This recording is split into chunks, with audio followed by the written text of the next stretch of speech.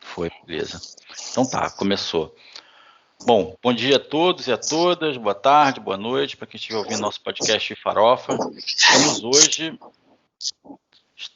Estamos hoje com o psicólogo Marcelo Quirino, que é psicólogo do nosso campus Macaé, e que topou dar uma entrevista para a gente do Farofa para saber como estão as questões da saúde mental nesse momento tão grave da pandemia do Covid-19. Então, Marcelo, bem-vindo aí, bom dia, meu amigo. Obrigado por ter aceitado o convite. Se apresenta aí, Marcelo. Quem é Marcelo Quirino, do IF Macaé? Tudo bem, Alexandre? Bom dia. Obrigado pelo convite, me sinto lisonjeado. Eu estou atuando no campus do IF Macaé, né, há um tempinho. Sou formado pela UFRJ desde 2009. Então, o meu trabalho essencialmente tem sido um trabalho educacional / institucional dentro da escola. Não chega a ser um trabalho organizacional, que seria bem diferente um trabalho de psicólogo organizacional na escola, porque essa abordagem versaria muito mais sobre aspectos mentais da saúde do trabalhador dentro da escola de uma maneira bem sistêmica e estruturada e grande, né? Então não dá para o psicólogo escolar ele abraçar todas essas cestas e abordagens de trabalho. Então a minha fica focada basicamente no educacional e institucional. Confesso para você que é um buraco no nosso campus que deveria ser preenchido, não é? Você como servidor e eu também precisaríamos de um psicólogo que desse conta das questões organizacionais. Isso não é um papel pro RH somente fazer, desprovido de um profissional psicólogo lá dentro, né? Também tenho uma atuação na prefeitura na área de saúde, já trabalhei com atendimentos específicos para criança e hoje eu trabalho no Centro de Referência do Adolescente de Macaé, especificamente para atender a adolescência que está compreendida ali, segundo a OMS, da idade de 12 anos até 19 anos, é o público-alvo aqui do nosso atendimento. E também, nas horas vagas, quando sobra tempo, né, eu estou na clínica fazendo atendimento clínico para adultos e crianças também, que é a Clínica Viver Bem, que fica aqui em Macaé, no bairro Visconde. Então essa é a minha formação. Eu tenho atuação já há algum tempinho na cidade de Macaé e estou observando de perto aqui como que está sendo essa pandemia no meio do pessoal da saúde, dos usuários do serviço público, de alunos, de servidores.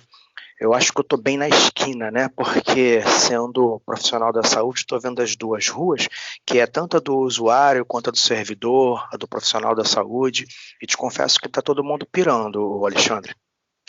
Imagino. Deixa eu te falar uma coisa, depois eu vou cortar essa parte aqui. Você está estourando muito seu microfone, deve estar falando perto dele. Você teria uma gaze ou um algodão para enrolar no microfone assim? Pode ser? Deixa eu dar uma olhadinha aqui, se eu consigo fazer. Não tem problema, eu corto isso depois. Vai lá e dá uma enrolada, um pano. Vê se isso melhorou, porque eu só abaixei ele da boca, ele estava perto da boca. Melhorou bastante. Ficou legal agora, dá pra gente tocar. Ficou só um pouco mais longe, se tu falar um pouquinho mais alto, testa aí, fala alguma coisa aí. Pronto, vamos ver como é que tá agora. Melhorou? Ficou tranquilo. Beleza, vamos retomar então. Pois é, Marcelo, isso é uma das grandes faltas que eu sinto, também trabalhei na prefeitura durante muito tempo. O psicólogo faz uma falta enorme nas escolas, né, cara? Isso deveria ser uma obrigação dos poderes públicos ter psicólogo em cada escola, pelo menos alguns dias da semana, fazendo plantões e tal, porque dá uma falta enorme, não só para os alunos, mas também para os servidores, né? A gente tem que lembrar que a educação é uma das categorias que mais adoece mentalmente, né? Você deve ter os dados aí, não tem, mas enfim, isso é uma pandemia já há algum tempo no Brasil, né? Burnout, outras depressões e tal, que a gente vem sofrendo como categoria na educação ou também nos servidores públicos, não só da educação também, né, cara? Sim. Você tem dados sobre isso? Você sabe alguma coisa sobre isso aí, que a gente possa colocar? Eu preciso fazer uma correção da sua fala, porque quando a gente fala de psicólogo na escola, a gente tem sempre uma visão do psicólogo como clínico, aquele que entra numa sala e recebe um sujeito que vai ali falar, desabafar, expor todos os seus problemas que eles vivenciam dentro de sala, fora de sala, tanto aluno, quanto servidor, quanto contratado. E a ideia não é essa, Alexandre, não é estabelecer uma psicologia clínica dentro da escola. A ideia é, em modo geral, fazer com que o olhar psicológico ele influencie a cultura de uma instituição, para que essa cultura, políticas públicas locais, até mesmo estruturação curricular de uma escola, aquilo proporcione uma formação mais integral do aluno e proporcione também saúde mental para aquele aluno que está ali. Então, por exemplo, um objeto de olhar do psicólogo institucional, que é aquele que não tem um olhar clínico exclusivamente dentro da escola, é ele, por exemplo, trazer ao debate as relações professor-aluno. Trazer ao debate que esse problema de ansiedade e depressão que o aluno está portando na escola, ele não é trazido dentro da sua mochila, ele abre e aquilo estoura dentro de uma sala de aula. Não. A ideia é, com um olhar sistêmico e integral, fazer a comunidade escolar observar que nas relações professor-aluno pode haver produção de adoecimento mental, entende? Que nas relações de poder que ali que se estabelecem, há também produção de adoecimento mental. Porque a formação de subjetividade, ela nos atravessa em todos os espaços onde a gente convive, onde a gente passa e por onde a gente está convivendo juntos, né? Então, dentro da escola também pode ser um momento desse, de produção de adoecimento mental. Na relação com gestão, entre gestão e servidores, em todos os espaços, sobre todas as formas e óticas, Alexandre. Realmente, acho que é para dar um suporte, né, cara? Desculpa a minha ignorância inicial, mas assim, é para dar um suporte em relação ao planejamento mesmo das políticas educacionais e tal. Isso tem mais a ver com como está se pensando a psicologia modernamente, né? Eu estou com uma visão aí, ainda bem que você pode me esclarecer em relação a isso. É até bom para a gente explicar para os nossos ouvintes também.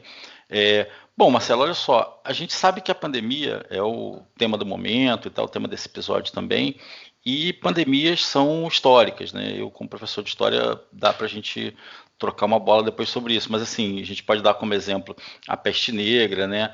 Até mesmo a varíola e a malária que chegaram aqui no continente europeu, no continente americano, desculpe, e devastaram, né, trazida pelos europeus, devastaram milhões de afro-americanos que estavam aqui, populações originárias da América. Então isso é um momento que você tem na história repetidas vezes. O que muda agora é principalmente a integração do planeta, né, através das comunicações. A gente tem hoje muitas formas de se comunicar e tal, de saber do que está acontecendo em diversas partes do mundo, e isso pode mudar um pouco. Como é que você vê os aspectos, os reflexos psicológicos dessa pandemia no momento atual? O que você acha que pode estar alterando aí em relação a outras epidemias e tal? Eu acho que o importante também, antes de entrar no X dessa questão, é ser mais uma vez o psicólogo institucional e com esse olhar promover uma análise, né? Essa pandemia, como um problema sanitário, ela é também um produto do nosso modo de viver, não é? Do nosso modo de se organizar em sociedade, ou como um sintoma do capitalismo. Eu acho que essa discussão, Alexandre, pela história, pela sociologia, pela antropologia, é importante a gente empenhar com os nossos alunos, com a sociedade, com as pessoas. Por que nós temos essa epidemia? Por que nós temos essa pandemia nesse momento? Com certeza ela é fruto de uma falha de onde o capitalismo não conseguiu abarcar e amenizar problemas, né? Agora, isso precisa ser discutido pela nossa comunidade escolar, pela sociedade. Eu acho que é na escola que começa a nascer essa discussão. E isso é muito importante se pôr para a sociedade, Alexandre. Eu só me perdi na questão específica da sua pergunta, que foi sobre... Como que a gente como que a gente pode observar os reflexos dessa pandemia da Covid atual nos aspectos físicos, psíquicos e sociais na nossa sociedade? O que você pode já adiantar? Óbvio que isso está só começando, a gente não pode dar muita certeza sobre nada.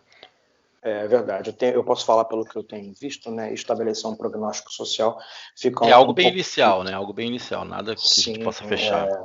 Tenho percebido muitos transtornos nas pessoas, a própria dificuldade econômica, social, de interação social. Nós, como seres humanos gregários, precisamos estar com as pessoas. A gente não consegue viver isolado, né? Então, essa dificuldade, esse novo modo de vida que está sendo imposto a nós à força, ele tem gerado muito problema. Ele tem gerado muito pânico, muita ansiedade, muita depressão. Eu tenho atendido muitos colegas servidores, não só desse campus, que é o de Macaé, mas de alguns outros campos do Rio, porque os psicólogos do IFE inteiro, somos um total de 9 ou 8, se não me engano, teve uma que se aposentou, A gente estabeleceu uma iniciativa de atendimento para servidores de todo o campus, todos os campos que a gente tem dentro do IF, alunos e contratados. Então, essas pessoas entram em contato com a gente pelo e-mail, que eu de cabeça não sei qual é, a gente pode disponibilizar. Eu ia pedir para você divulgar, mas depois a gente disponibiliza, eu boto no link do episódio. Isso, então a pessoa da comunidade escolar entra em contato com a gente faz uma recepção inicial dessa queixa, dessa demanda. Não será um atendimento clínico, mais uma vez, porque somos apenas em 9, né? O campus de Macaé só de alunos tem por volta de 1.800. Então, por sermos um psicólogo institucional, todos nós somos obrigados a isso, a gente não consegue fazer essa escuta clínica. Então, essas pessoas vão ser direcionadas para uma roda de conversa que a gente está realizando pelo Zoom. Os colegas dividimos as tarefas para que a gente pudesse dar conta de tudo isso que abarca esse projeto. Então, a pessoa, daqui a pouco, no e-mail que você vai divulgar, por escrito, poderá entrar em contato com a gente para que a gente inclua numa roda de conversa pelo Zoom e a gente consiga bater papo. Tem sido produtivo. Acho que eu participei, eu consegui ver bastante engajamento, discussão de servidores. E é muito importante, Alexandre, a gente se manter unido, manter fóruns, não ficar com essa nossa angústia, sofrendo-a de forma individualista, ali com a gente, a nossa dor e a nossa proteção familiar. Nesse instante, eu acho como muito importante, rapaz, pela escuta que eu tenho percebido de alunos e de servidores, a criação de fóruns, de debates, de algumas questões que estão nos cercando nesse momento. E isso eu estou percebendo que não está sendo discutido, não está sendo falado. Cada um está dentro da sua casa sofrendo essa pandemia, a violência institucional, os decretos, as portarias, a gente que tem que dar conta de produzir conteúdo para aluno, né? O aluno sentar no computador e ficar horas assistindo uma aula, só que isso não está sendo discutido de uma maneira ampla com os alunos e com a sociedade, e acaba que é um servidor, por exemplo, como eu já ouvi, que é do grupo de risco. Nesse instante, ele não está só sofrendo a patologia do isolamento social e do pânico, ele está sofrendo uma outra patologia, que é o medo da morte. Então, tem muitos servidores, alunos, com medo de morrer, estão entrando numa paranoia, desenvolvendo toques, com medo da morte. E aí vem uma pressão social, institucional, para que haja produção de conteúdo, sendo que esse sujeito está pensando em sobrevivência, em sobreviver. E aí como é que a gente dá conta dessas questões? Essa é a fase mais cruel do capitalismo, né? A gente está meio em pandemia e você tem uma pressão enorme dos patrões e dos governos para que volte tudo normal, e aqui no Brasil a gente tem esse agravamento por conta do governo atual, né? Então, para que volte tudo normal, para que os comércios abram, as fábricas continuem seu funcionamento normal, quando a gente sabe que isso vai ter um problema sério, não só econômico, mas principalmente social e de adoecimento mental, né? Você pode já identificar nesses atendimentos, óbvio que claramente você está falando bem do início, né? Você pode já identificar alguns abalos que você tem sentido nos discentes e nos servidores em relação a esses atendimentos que você tem feito, ou mesmo nas observações, seja no IFE, seja na prefeitura, como você falou. Já pode dar alguns pontos aí, a gente já pode pontuar alguma coisa de novidade nessa pandemia mesmo? A sintomatologia que eu tenho percebido, ela está sendo muito similar ao TEPT, que é o transtorno do estresse pós-traumático. Só que é um transtorno de estresse traumático, porque é o que a gente está vivenciando agora. E o transtorno de estresse, ele não é somente pelo senso comum da palavra, quando a pessoa está agitada, nervosa, querendo bater em alguém. Ele pode ser sentido pelo corpo de diversas maneiras e formas, desde psicossomatizações, problemas de pele, dificuldade de cicatrização, o próprio comer muito e a compulsão para lidar com a ansiedade, a pessoa engorda, pode ser a irritabilidade, alterações no humor, a depressão, a desesperança, vontades de suicídio e transtornos do pânico. É o que eu tenho percebido de uma forma geral, que está acometendo psicologicamente tanto alunos quanto servidores, Alexandre. E é importante que a gente, mais uma vez eu ressalto, se una em fóruns para que a gente consiga discutir e falar sobre essa questão da pandemia e amenizar os riscos que elas nos têm apresentado. Eu ainda percebo que a gente está naquela fase do TEPT, que é o transtorno do estresse pós-traumático, da paralisia. A gente está sofrendo e olhando, observando, porque é uma das fases do medo, é gerar paralisia. Não está havendo uma mobilização social para discutir agora o que vamos fazer com a escola. Esses alunos voltam ou não voltam? Sentam no computador? Não sentam? Se sentam, quais condições para isso? E essas regras e leis e portarias e resoluções que estão descendo sobre as nossas cabeças. O que a gente vai fazer com isso? O que o professor, servidor, aluno tem a dizer sobre isso? Então a gente só está observando essas demandas cair sobre as nossas cabeças, fora as demandas da própria pandemia e as suas questões psicológicas, sociais e econômicas, e a gente não está se posicionando. Então, eu estou recebendo, como quem está na esquina, essas demandas. Marcelo, estou enlouquecendo, estou tendo esse problema, estou tendo isso, só que estamos ficando isolados, não estamos discutindo com os nossos pares sobre o que fazer e como se posicionar nesse momento. Sim, esse tem sido, inclusive, uma falha muito grande, né? Como a gente não pode sair para a rua, para se encontrar, para fazer reuniões, por exemplo, a gente não pode fazer uma assembleia de sindicato, né? Várias coisas ocorreram nesse período, pressões em relação aos servidores e tal, a gente não pode fazer uma assembleia. Então a gente está até pensando, obviamente, em fazer uma assembleia virtual aí, tentar chamar alguma coisa virtual para tentar suprir isso. É óbvio que não é a mesma coisa. Você falou desses grupos, nesses fóruns, você pode indicar alguns que sejam abertos para a gente lá, botar no episódio, alguns fóruns que você conheça, ou você, tipo, criar alguma coisa, você tem alguma possibilidade de indicar alguma coisa nesse sentido? O que eu estou me referindo, Alexandre, como um fórum, é essa organização mesmo do sindicato, que pode se reunir virtualmente, e ali se estabelece um fórum dos servidores, professores, discentes e técnicos que estão se posicionando de acordo com a pandemia, sobre qual é a fala deles em relação à escola nesse momento, as resoluções, as portarias, as relações institucionais, isso que seria um fórum. Seria muito mais o nosso espaço virtual, neste momento agora por força maior, de se posicionar em relação a tudo isso. Então foi nesse sentido que eu me referi à palavra fórum, como esse conjunto nosso, dos nossos pares, que está se posicionando. E para fazer isso, eu acho que a gente tem que disponibilizar e ampliar a divulgação para encontros virtuais mesmo. A gente precisa se adaptar nesse momento para isso.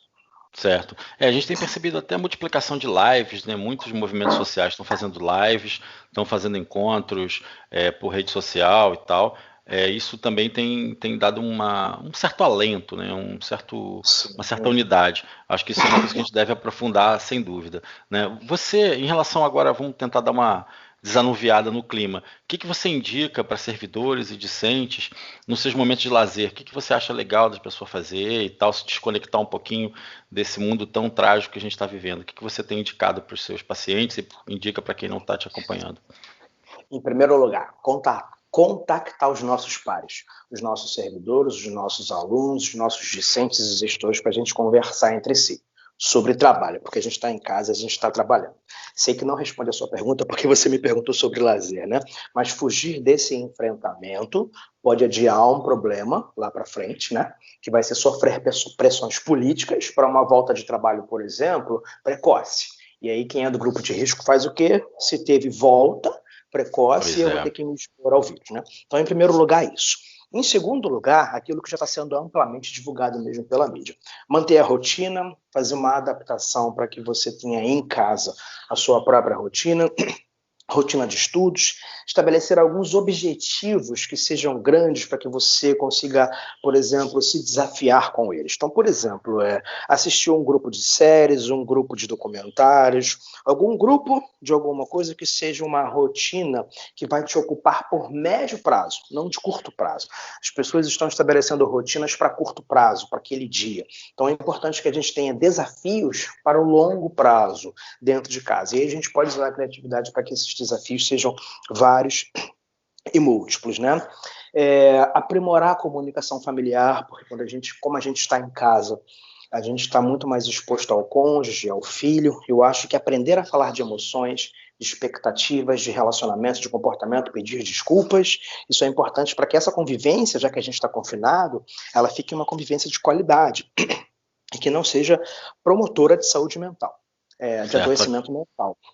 Aqui na minha família a gente fez alguns encontros de poesia. A gente se reunia aos domingos normalmente. Ótimo. E cada um fazia lá uma leitura de poesia e tal para tentar dar uma aliviada no tema, né? Acho que foi bem interessante. A gente vai até retomar, deu uma parada umas 2 semanas, mas a gente vai tentar retomar agora também, que eu acho que é uma forma de você fugir desse clima, né, tão pesado. Acho que é importante essas dicas que você falou. Outra coisa, Marcelo, como é que você vislumbra a escola pós-pandemia? A gente sabe que a nossa escola é um espaço de educação, de ciência, pesquisa, convivência social, afetos, né? Como que isso vai estar sendo afetado aí nesse momento de volta, que a gente não sabe nem para quando isso está marcado, se vai acontecer realmente? A gente já sabe que esse semestre já está praticamente perdido. Como é que você vislumbra a escola nesse momento aí? Só complementando a última pergunta, Pois Alexandre, não, desculpe, pode não sei acabar. como é que está a questão do seu tempo. Não, total. Inserir dentro das ações alguma ação de beneficência. Eu acho que isso é importante para gerar um estado de humor um pouco maior e a gente se sentir um pouco mais agregado na coletividade, não isolado dentro de casa. Alguma doação, alguma promoção de projeto para ajudar o próximo, eu acho isso importante. Em relação a essa pergunta de agora, ela pode ser subdividida também em alguns âmbitos, né? Como é que vai ser a escola socialmente, no currículo, psicologicamente, institucional? Eu acho que a gente vai ter que aprender a se adaptar, a discutir, a conversar. Porque se a gente não fizer isso, não ouvir o próximo, não ouvir o aluno, não ouvir o professor, as decisões vão começar a descer e a gente vai sofrer novamente violências psicológicas. Eu creio que psicologicamente um pouco mais de paranoia, infelizmente, né, medo do vírus, um pouco mais de pânico, de depressão, de ansiedade, de medo. E a gente precisa discutir as nossas ações dentro da escola, mais fóruns de discussão para que não haja mais violência mental, psicológica, institucional e contra o servidor no pós-pandemia. Então a gente Sim. precisa se fortalecer muito o quanto antes para que a gente tenha capacidade de sobreviver a esse vírus no pós-pandemia, né? Só para divulgar também uma ação beneficente aí, alguns servidores estão se reunindo para fazer uma doação para uma conta. Depois eu vou até colocar na descrição do episódio uma conta para tentar fazer um rateio para os alunos que estão sem bolsa, estão com dificuldades econômicas. A gente conseguiu já uma grana. É importante a gente estar se mobilizando em relação a isso aqui no IF Macaé. Já ajudou, inclusive, algumas famílias a ter alguns pequeno suporte financeiro, né? Acho que isso é legal. Foi. Então, Marcelo, para a gente finalizar, também não sei como é que está seu tempo, qual seria seu recado final aí para a comunidade do IF Macaé? O que você recomenda também de leituras, né? Além do que você já falou, maratona de série e tal, o que você recomenda para esse momento aí que a gente está afastado e tal? Como é que você quer dar o seu recado final aí? Fica à vontade. Um problema psicológico que eu tenho percebido do isolamento é o individualismo, né? A gente tentar romper com esse individualismo de estar em casa, trancado, eu e minha família aqui dentro, tentar se agregar nas melhores formas possíveis, não se isole dentro de casa, trabalhe, se relacione, fale, namore, envie presentes, faça ações beneficentes, mantenha a sua saúde mental. Tem exercícios de respiração muito bons que a gente pode fazer sentado, tomando banho, fechar os olhos, respirar um pouquinho, inspirar e expirar, aquilo que é o simples que a medicina e a saúde já indicam a ser feito. Tem benefícios fisiológicos imensos. E no mais é a gente se inteirar politicamente, filtrar um pouco essas informações que estão advindo da mídia, são informações também politizadas, né? A gente vê polarizações dentro da mídia, é importante a gente se atentar para isso. Uma prega o terror, a outra prega o céu, e a gente está no meio desse tiroteio político que é a mídia. Filtre, mas com essa noção de que tem uma vertente política na mídia, e o mais tentar manter, né, a nossa saúde mental dentro de casa e com os nossos pais. Sim, sem dúvida, sem dúvida. Poxa, Marcelo, muito obrigado. Eu acho que dá para fazer aqui já logo um convite para próximas participações, meu camarada, já sendo Show, bem fica à cara de vontade. pau mesmo, entendeu? Acho que vale a pena a gente bater esse papo, sempre com o Ifarofa aqui, a gente chamar você para nos esclarecer, foi muito, muito proveitoso, agradecer imenso aí a sua disponibilidade, a sua participação, meu caro. Um abraço para você e a gente vai se encontrar brevemente aí, vamos superar esse momento, vamos tentar fortalecer e continuar na luta, né? Acho que isso que também é importante para a gente manter essa chama viva. É isso. Tomara aqui o quanto antes. Muito obrigado pelo convite, Alexandre. Um abraço para todos vocês aí que estão ouvindo a gente. Tá bom. Um abraço, meu amigo. Tudo de bom. Tchau, Um tchau. abraço, tudo de bom.